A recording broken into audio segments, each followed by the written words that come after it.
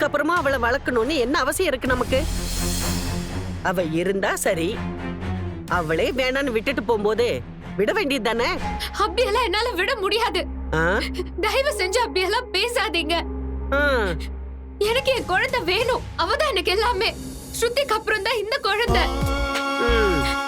பாரு, ஸ்ருதி எங்க இருந்தாலும் நம்ம கண்டுபிடிச்சிடலாம். நீ கவலைப்படாம இரு. அர்ஜுன், உங்ககிட்ட காவியோட போன் நம்பர் இருக்கா? இருக்குப்பா. முதல்ல போன் பண்ணி விசாரி. ஸ்ருதி, ஸ்ருதி.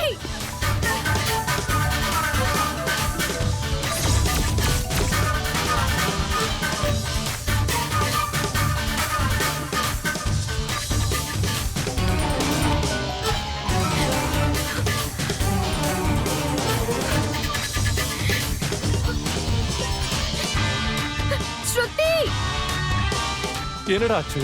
ரிங் போது எடுக்க மாட்டேங்கிறாங்க. ஸ்ருதி.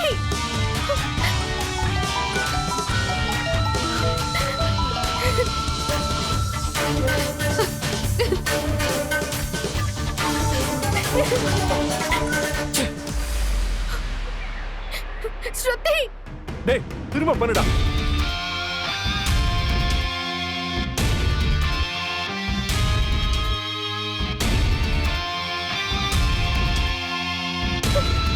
ஸ்ருதி.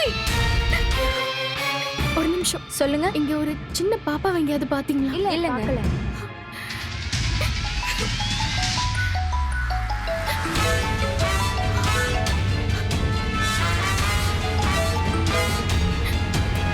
காவியா, நீங்க பெரிய தப்பு பண்ணிட்டு இருக்கீங்க.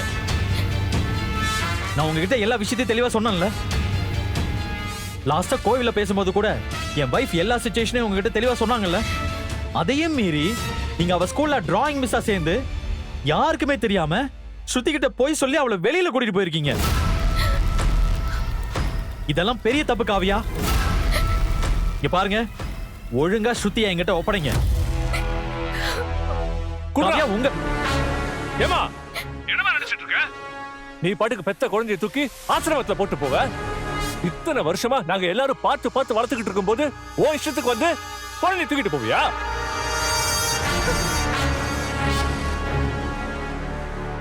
இந்த பாருமா, குழந்தை ஓ வயித்துல வேணா பிறந்திருக்கலாம், ஆனா அந்த குழந்தையோட மொத்த உரிமையும் எங்களுக்கு தான் இருக்கு.